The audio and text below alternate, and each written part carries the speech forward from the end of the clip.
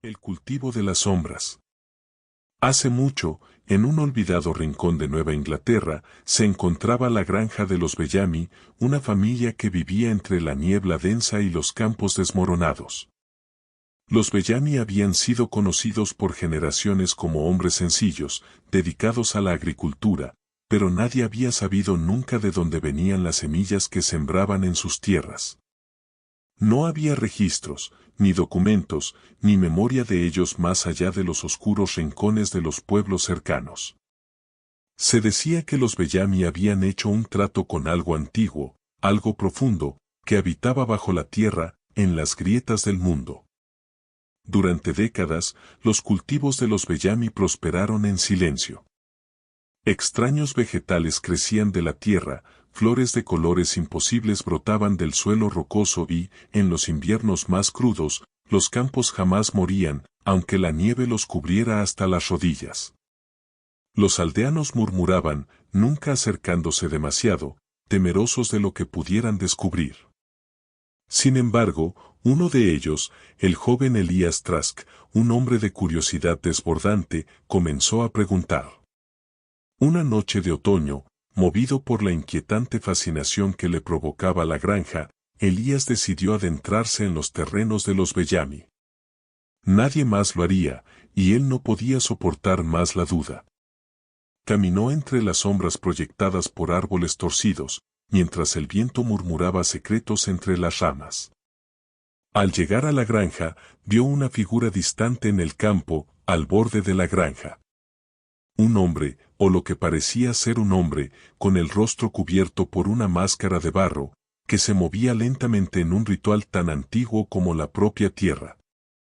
El hombre levantó las manos, y en ese momento, Elías sintió que la tierra misma vibraba bajo sus pies. Un olor a podredumbre, a algo podrido y enfermo, comenzó a llenar el aire.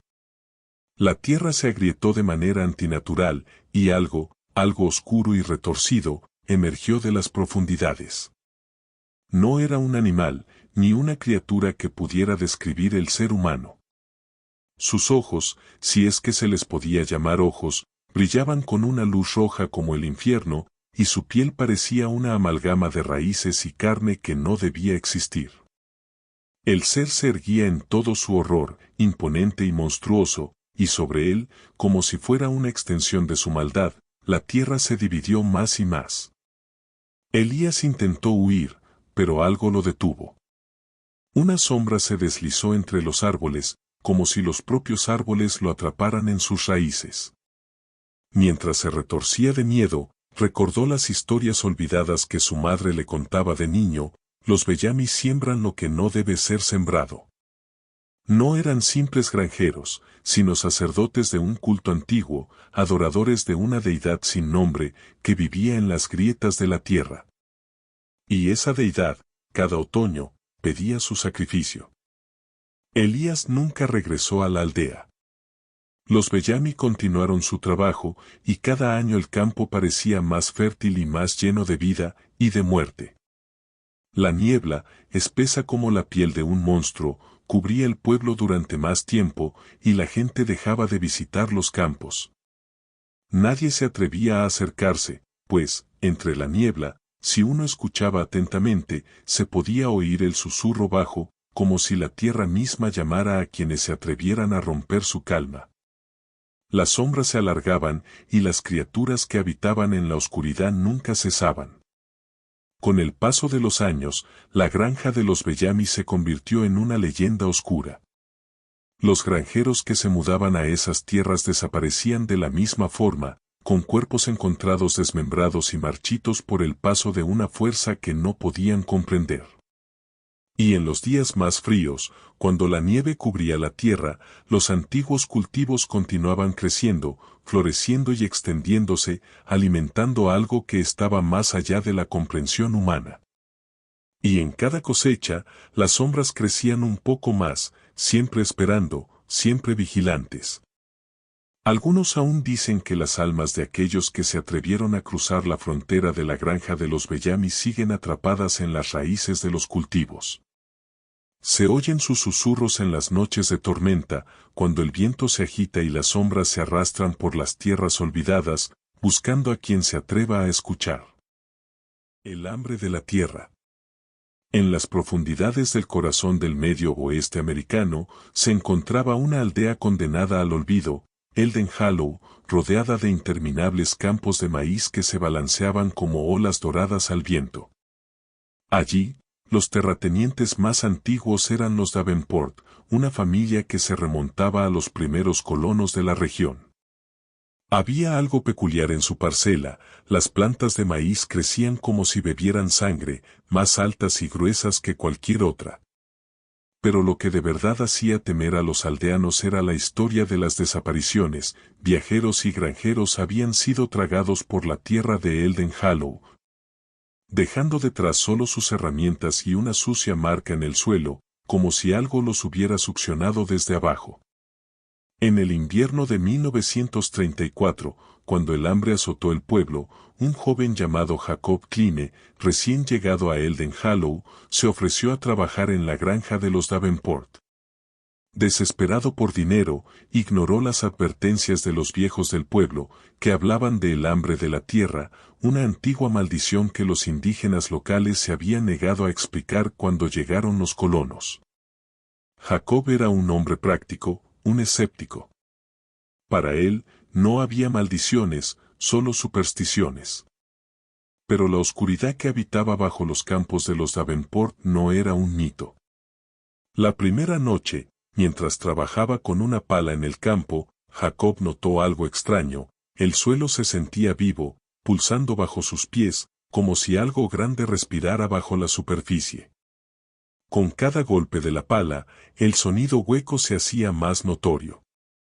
Era como si hubiera una vasta cámara vacía justo bajo la capa superficial de tierra. Esa noche, mientras dormía en el establo, soñó con raíces gigantescas que lo envolvían, arrastrándolo hacia un abismo sin fondo. Cuando despertó, encontró sus manos cubiertas de un nodo negro que no pudo explicar. Sin embargo, lo que lo inquietó más fue el comportamiento de los Davenport. Los tres miembros de la familia, el patriarca Enoch, su esposa Marta y su hija Ruth, evitaban los campos después del atardecer.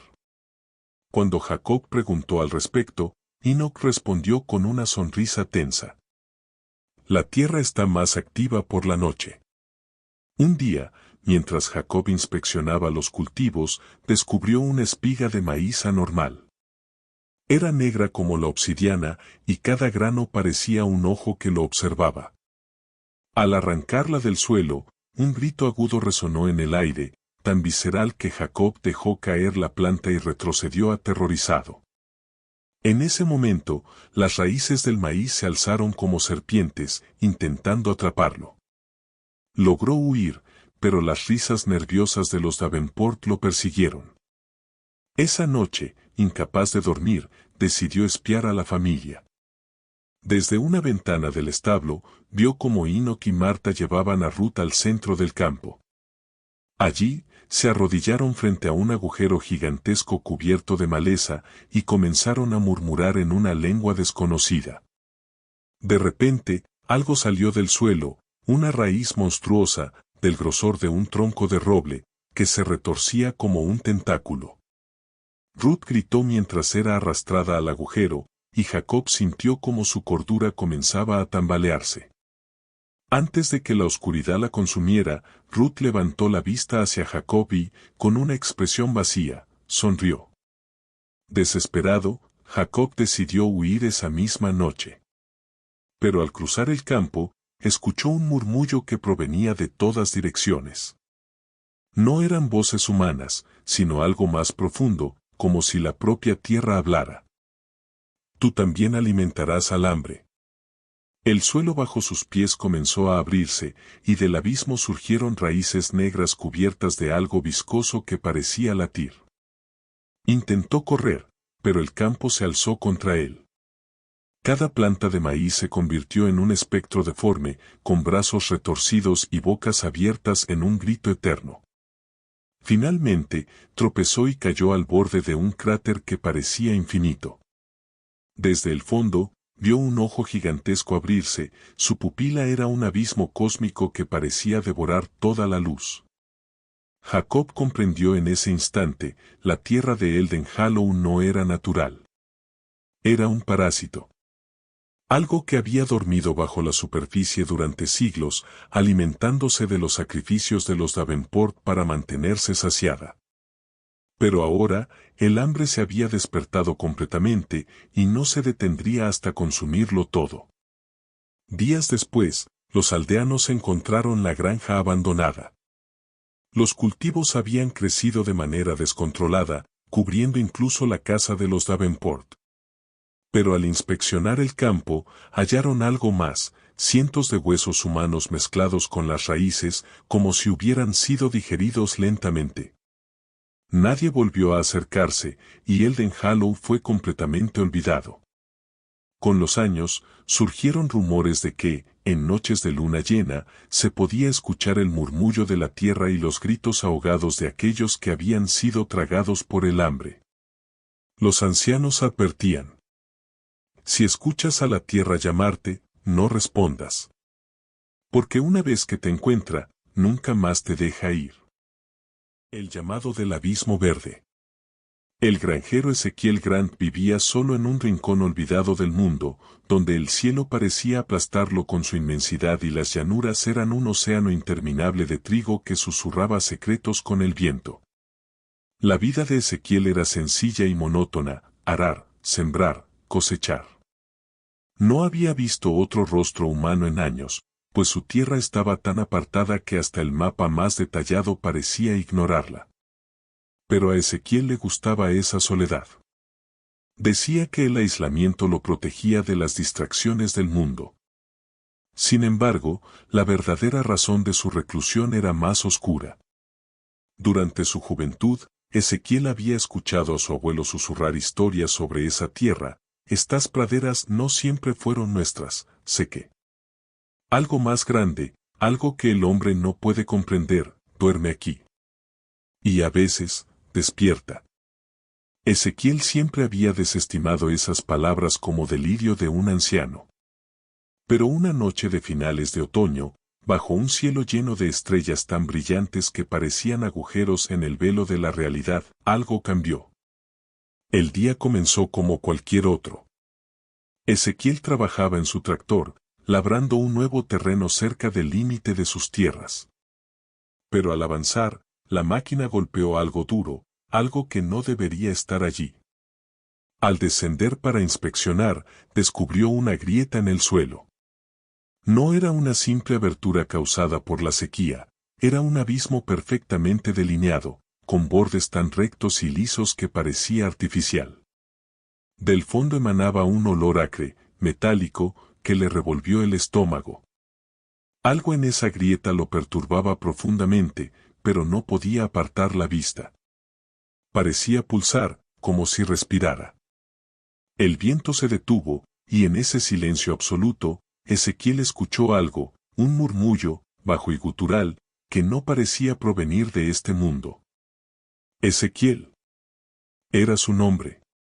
No pudo entender cómo, pero el abismo lo llamó. Esa noche, el sueño fue un enemigo esquivo. Cada vez que cerraba los ojos, veía visiones de una vasta ciudad enterrada bajo la pradera, construida con ángulos imposibles y materiales que parecían cambiar de forma. En esa ciudad, seres que desafiaban toda lógica se movían en un ciclo eterno, sus cuerpos translúcidos dejando entrever órganos brillantes que pulsaban como estrellas moribundas. Cuando despertó, el olor metálico impregnaba su cabaña. Al salir, notó algo extraño: el trigo de sus campos ya no se movía con el viento. Estaba completamente inmóvil, como si la tierra misma contuviera el aliento. Sobre el horizonte, las estrellas parecían haberse desplazado. Un patrón extraño surgía en el cielo, una configuración que no había visto jamás. Ezequiel sabía que algo estaba cambiando. Algo que lo trascendía. La grieta creció durante los días siguientes, devorando lentamente la tierra a su alrededor. Al quinto día, era tan ancha que podía descender por su borde. Llevado por una mezcla de fascinación y terror, Ezequiel ató una cuerda a un poste cercano y comenzó a bajar. El aire dentro de la grieta era denso y frío. A medida que descendía, las paredes comenzaron a brillar con un tenue fulgor verde. Extrañas runas cubrían las paredes, símbolos que parecían moverse cuando no los miraba directamente. La sensación de ser observado se hizo insoportable. Finalmente, llegó al fondo. Allí, encontró algo que lo paralizó. Era un monolito colosal, enterrado en el centro de una cámara inmensa.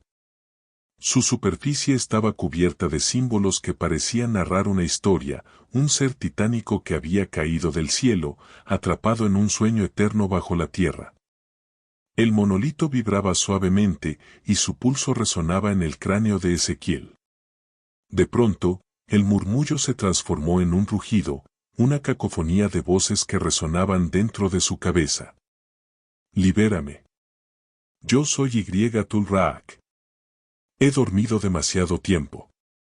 Ezequiel sintió cómo su mente comenzaba a fragmentarse.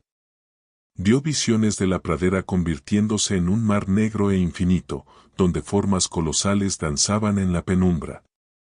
Su cuerpo ya no le pertenecía, sus manos se movían solas, tocando símbolos en el monolito, activando algo que nunca debería haber sido tocado. El suelo tembló. La cámara se llenó de un brillo cegador y Ezequiel fue lanzado hacia atrás.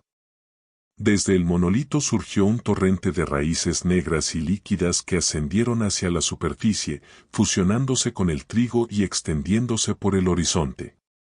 Las raíces parecían devorar la realidad misma, desvaneciendo el mundo conocido. Con su último aliento de cordura, Ezequiel miró hacia el cielo. Las estrellas ya no estaban. En su lugar, un ojo gigantesco, infinito, lo observaba desde las alturas.